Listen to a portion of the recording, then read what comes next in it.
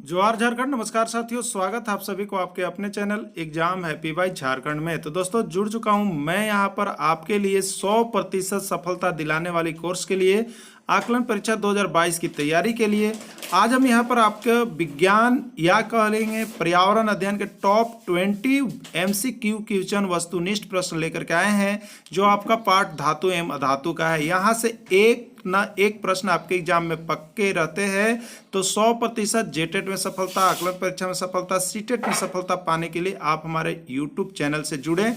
और यहाँ पर आप 75 रुपये पेमेंट करने के बाद आपको यहाँ पर सदस्यता मिलती है, जो 1 महीने के लिए आप यहाँ पर कोर्सेज को कर सकते हैं, जिसमें आपका सारा नोट्स, NCERT का PDF, वस्तुनिष्ठ प्रश्न सारे आपके व्हाट्सएप पर जाते रहेंगे। आप वहाँ पर जुड़ करके 100% सफलता प्राप्त कर सकते हैं। चलिए चलते हैं प्रश्न की ओर। धातुएं सामान्यतः किस रंग के होते हैं, इसको मैं बता दूं। यह प्रश्न जो है आपका यूपी टेट और बिहार आकलन का भी यह प्रश्न है, जो विज्ञान और पर्यावरण के अंतर्गत पूछा गया था। तो देखिए, धातुएं जो होती किस रंग की होती, काला होती है, पीला होती है, भूरा होती है या हरा होती है, किस रंग के होते हैं। तो धातुएं सामान्यतः जो है वो भूरे रंग के, सामान्यतः ज्यादा करके जनरली आप देखिएगा तो धातु का रंग जो होता है वो क्या होता है, भूरा रंग का होता है। उसके बाद जब वह ओरिजिनल रूप में आती है तो उसका कलर चेंज होता है।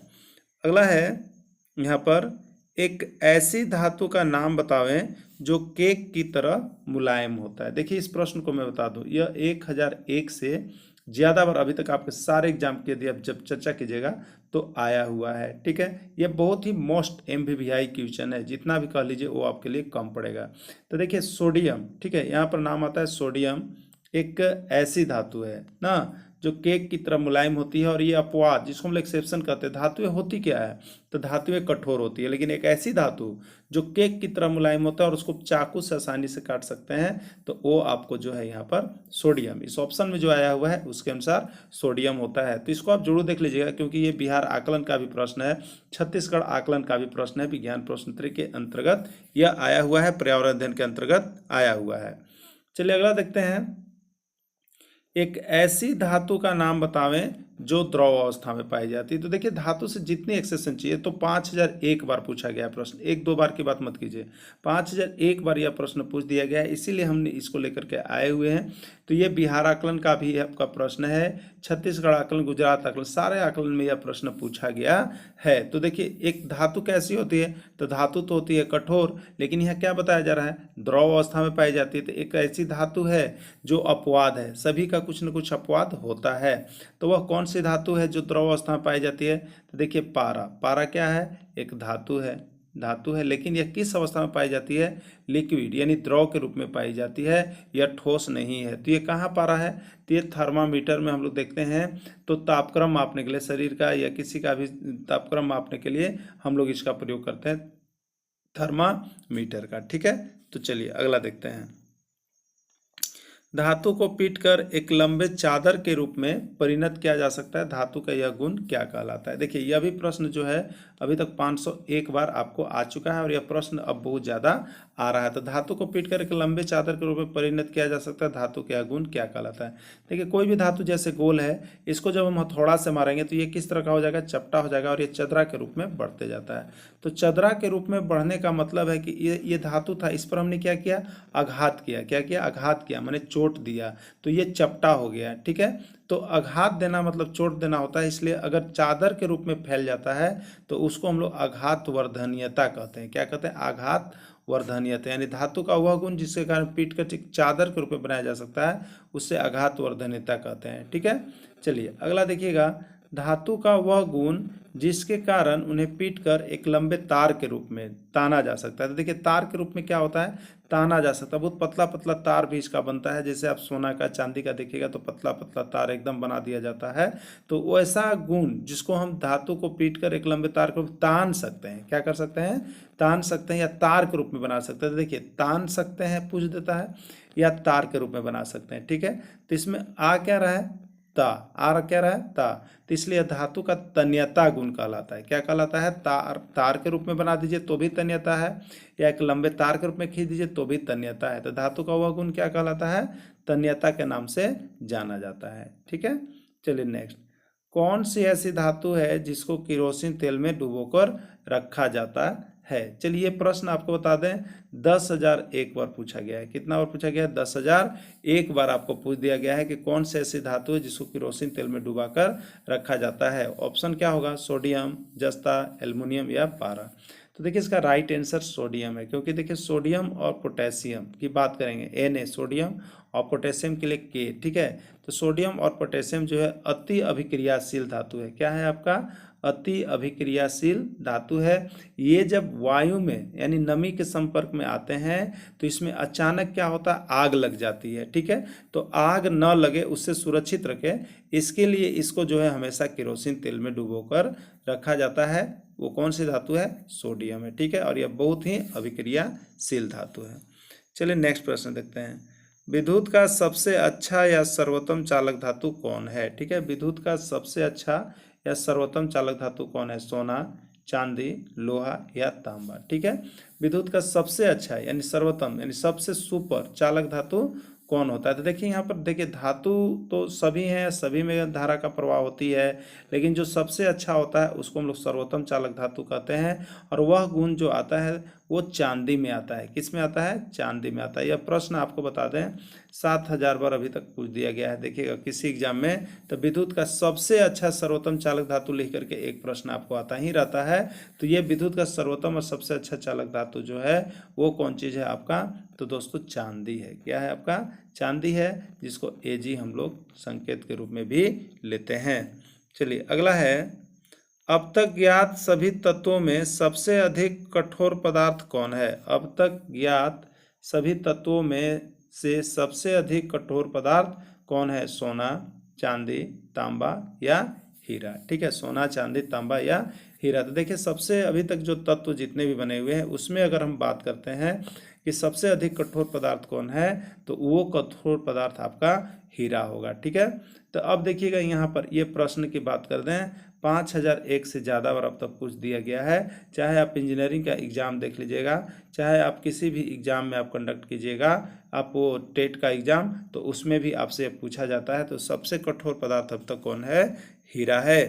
अगला है, एक ऐसी अधातु का नाम बतावें जो सबसे अधिक कठोर होता है। अधातु है और वो कठोर होता है। अधातु क्या होता है? भंगुर होते हैं, यानी पीटने पर वह क्या होता है? चूर चूर हो जाता है। अधातु भंगुर होते हैं, लेकिन कौन ऐसा है जो यहाँ पर सबसे अधिक कठोर होता है? वह भंगुर नहीं होता, वह टूटता नहीं है। सोना, ब्रोमीन, ग्रेफाइट या हीरा। तो वह अधातु जो है यहाँ पर हीरा है। वह अधातु कौन है? हीरा है, जो कि यहाँ पर सबसे कठोर होता है प्राकृतिक पदार्थों में, और वो जो है यहाँ पर अधातु है, ठीक है। यानी बहुत बार पूछा गया है कि एक ऐसे अधातु का नाम बताइए जो सबसे कठोर होता है, लेकिन अधातु का क्या गुण होता है? भंगुर होता है। भंगुर का मतलब क्या होता है? कि उन्हें पीट करके उसको चूर्ण बना दिया जा सकता है, ठीक है।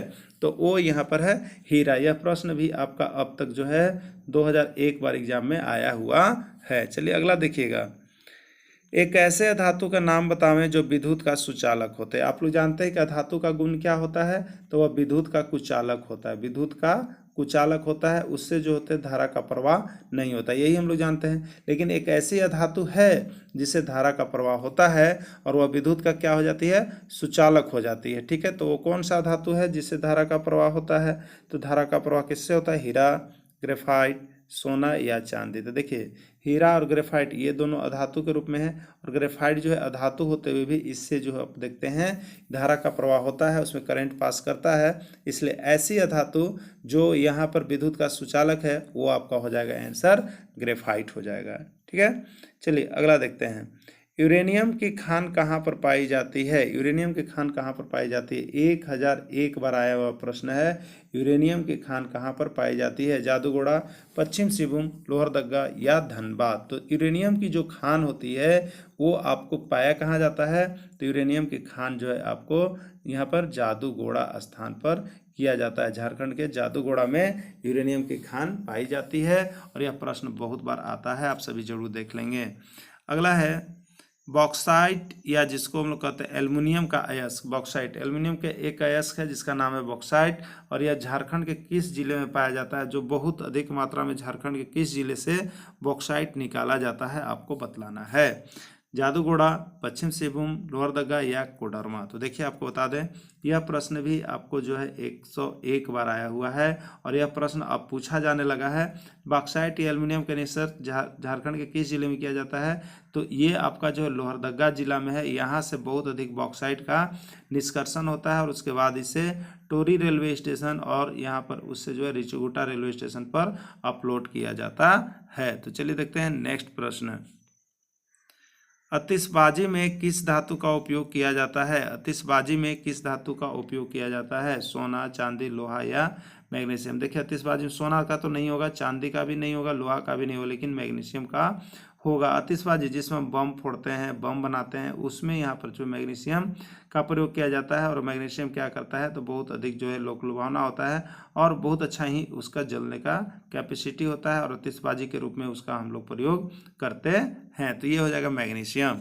अगला है अबरक की खान कहाँ पर पाई जाती है? अबरक की खान कहाँ पर? झारखंड में अबरक की खान कहाँ पर पाई जाती है? ठीक है, तो ये अबरक जो है माइका जो है ये कहाँ पर मिलता है? माइका खदान कहाँ पर है? धनबाद, कोडरमा, लोहरदगा या जादूगोड़ा।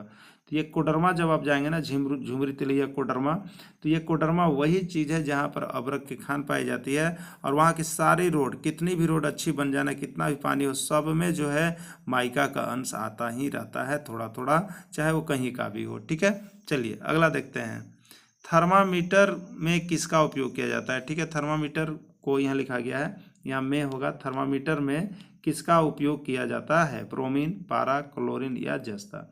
देखिए एक थर्मामीटर जो हम लोग लेते हैं, ठीक है, एक थर्मामीटर जो हम लोग लेते हैं मापने के लिए, शरीर का तापक्रम मापने के लिए, तो उसमें जो है हम लोग जो संकेत देते हैं वो किसका लेते हैं तो पारा का करते हैं। किसका करते हैं उपयोग? थर्मामीटर में पारा का उपयोग किया जाता है, क्योंकि इसका लेवल जो है वो गर्म होने बढ़ता है और घटता है, जिससे पता चलता है कि आपका तापमान कितना है। तो यहाँ पर थर्मामीटर में किसका उपयोग किया जाता है? तो थर्मामीटर में आपका पारा का उपयोग किया जाता है। ठीक है, चलिए अगला देखिएगा।